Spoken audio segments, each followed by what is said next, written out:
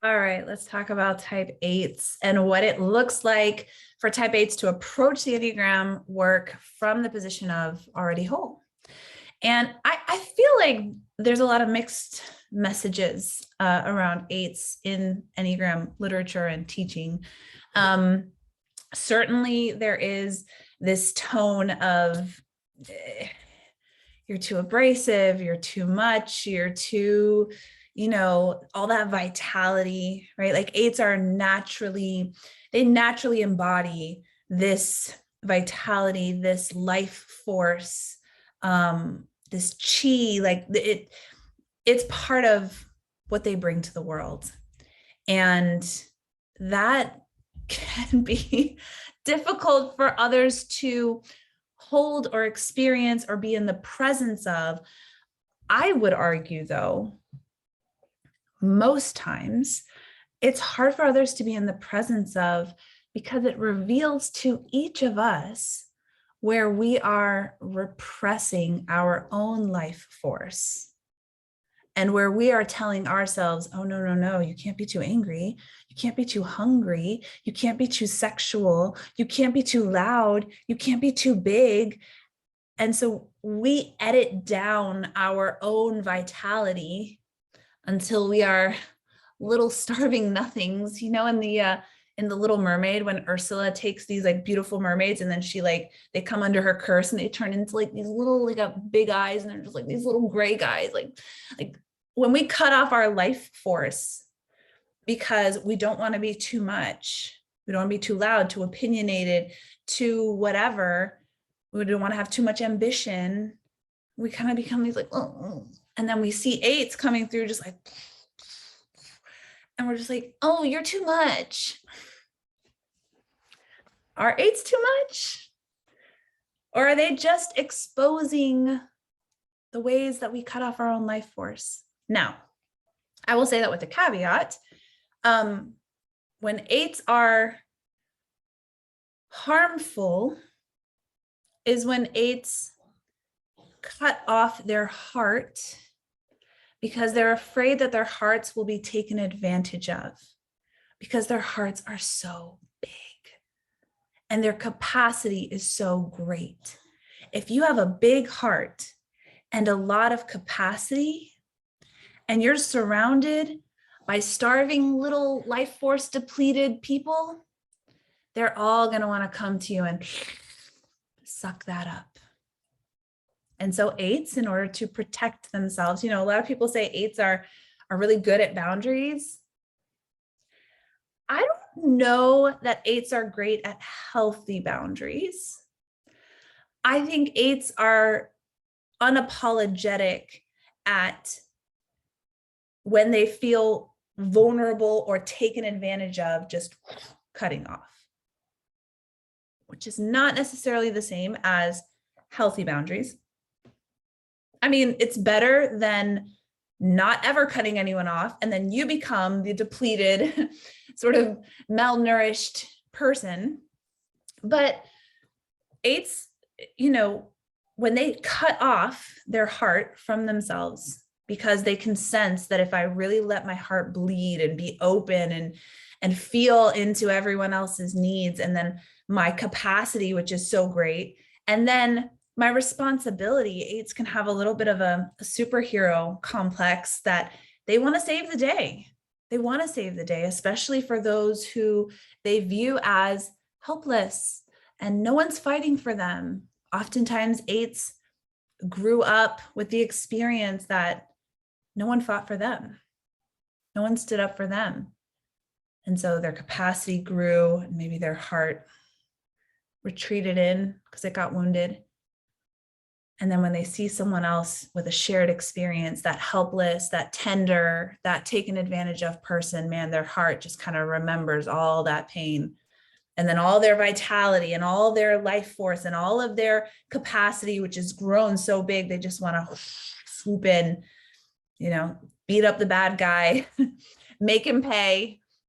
Yes, make the bad guy pay for the hurt they're doing to this person, but maybe also by proxy, make the bad guy pay because maybe they couldn't make the bad guy pay when they were young, right? And that vengeance seeking make it right. All of that is here. And so I often find when eights are harmful, it's this cutting off, indifference to the pain of the world. I'm just going to numb and be indifferent to the pain of the world. And then my big life force is no longer tethered to my soft heart. And a big life force and a vengeance seeking and a power hungry that's not tethered to a heart can do some damage. But the minute the heart is re-engaged, it changes completely. If you've ever seen Moana, there's this part where, you know, the beautiful Mother Earth, who is the most powerful, there's nothing more powerful than Mother Earth. Her heart is stolen. Her heart is stolen. And so rather than being this big, lush mountain that's full of greenery and flowers and gives life to all, she turns into this raging lava monster, and she wants to burn the world down. And that can be that 8. I want to burn the world down because they have stolen the heart from inside me. They ripped out my big, huge, precious heart. And now I'm going to burn the world down. And what happens in Moana, the turning point, the part that makes me cry every time, I might even cry now. Moana, this little girl, fights through the fire. She's willing to fight through the fire. The fiery balls are coming at her and she's trying to get through. She doesn't run away. She sees the lava monster for who she is. She makes her way in. She takes the heart and she holds it high above her head. And she says, I know your name. I know who you are, and this is not who you are. And she gives the heart back, and she puts her forehead against the lava monsters, and instantly all the green flowers grow back, or the greenery and the flowers grow back. And that lava monster softens into that beautiful, powerful Mother Earth that only wants to give and love and protect and nourish. That's the type 8. That's the type 8. I would never tell a type 8, you are too much. Because I would never tell Mother Earth, you are too much. Yeah, she is.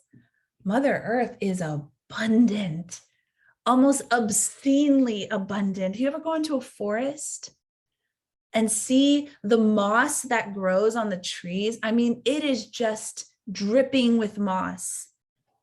Do you ever go in Miami here, we have these giant mango trees. And when they are ripe, I mean, the tree is just heavy with more mangoes than you can eat. You can't eat them all. And they all drop and the whole air fills with the smell of this abundant, fruitful, juicy life. You never tell Mother Nature you're too much. You never tell type 8s you're too much. You either help them reconnect to their heart so that all of that life force, rather than being the lava monster, which, by the way, sometimes we need the lava monster. Sometimes we need to burn shit down, and that's okay. But when you connect the type 8 to their heart, you either connect them to their heart or through your own vulnerability. That's what Moana did. She came in with her own vulnerability and she met that lava monster right in that heart space. So you either connect 8s to their heart, or you realize that the too much that you're reacting to might just be that they're reflecting back to you parts of your own vitality you've cut off. Those are my experience of 8s, those are the two environments in which we might feel like 8s are too much. They're either disconnected from their heart, within which That is our opportunity, or you don't have to do anything to a type 8 who's disconnected from their heart. But if you want to engage with a type 8 who is disconnected with their heart, or type 8s, if you want to engage with yourself, you fight through all that venom, all that lava, and you come in soft and you reconnect the heart. Or when type 8s are being told they're too much, usually it's like, no, you're just cut off from your own vitality, so you're not comfortable with theirs. So when I see literature that tries to give 8s the advice to not be too much, I'm just like, I don't want to cut any of that life force out. I don't want to shut down any of that beautiful, juicy, delicious, abundant life force. No. That's not what we're doing here. Right. And this is where coming at Enneagram work from the lens of already whole is so important. There's nothing wrong with the type 8 life force. Nothing.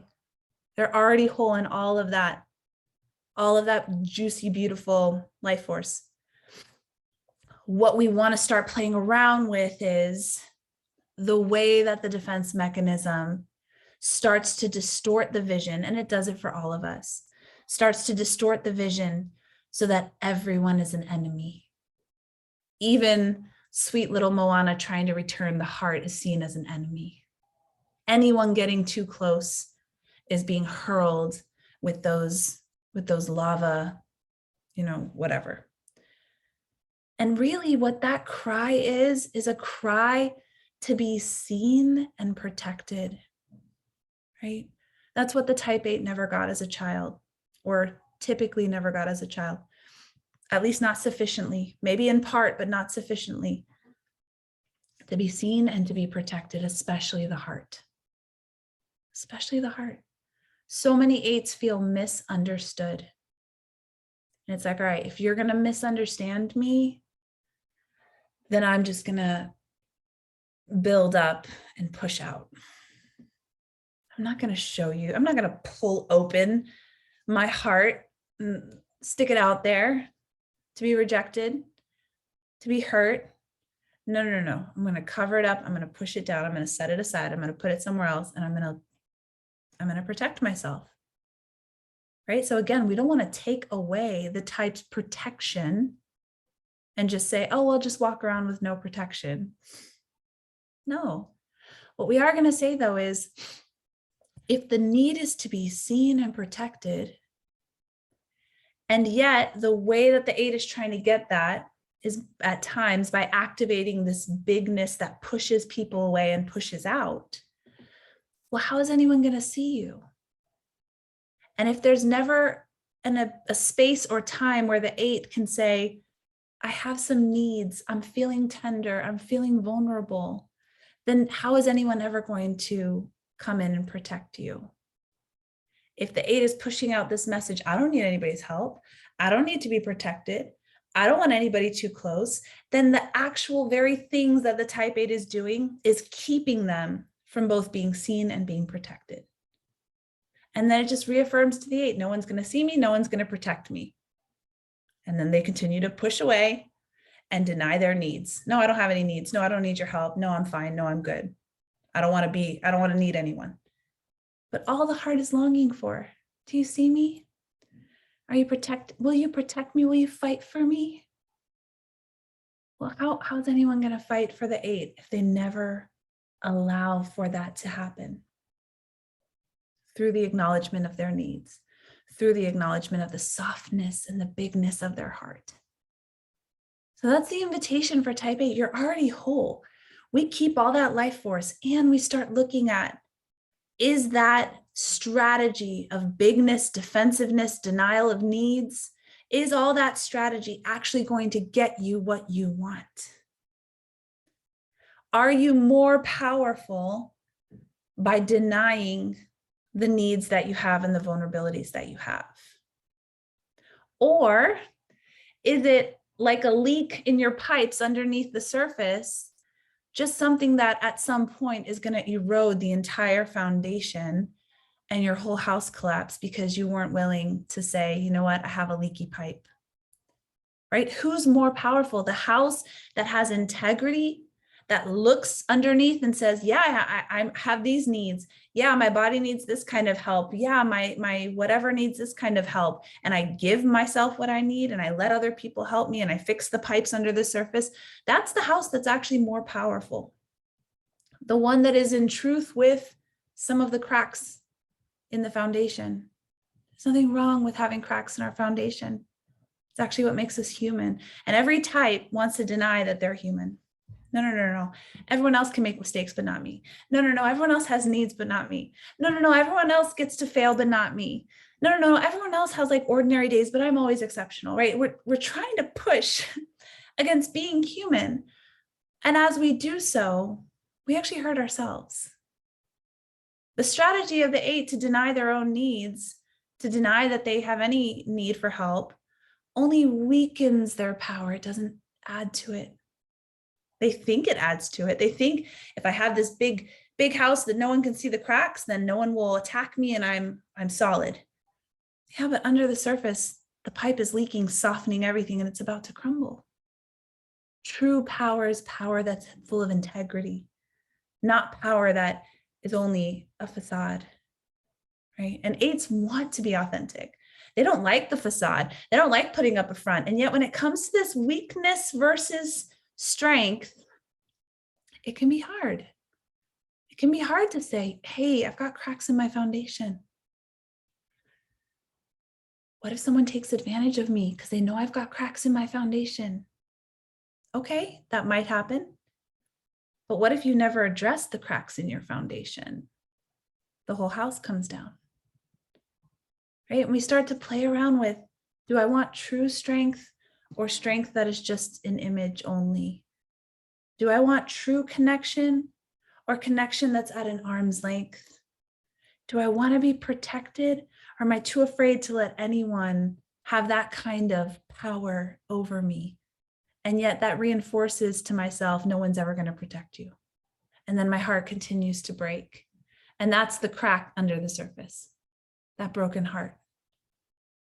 That's the part that at some point it caves in for the type 8. So this is what already whole work looks like for the type 8. What will help me feel the most powerful? What will allow me to finally experience that being seen and being protected? And am I willing to risk what it takes for me to get what I actually want? Do I have enough courage? I have all the courage in the world to protect others, to fight for others, to assert my power and take risks and put myself in positions where, it's going to be challenging. Do I have that same energy for myself? I'm willing to fight for myself. That's the question for the type 8. You're already whole, and what else is available to you?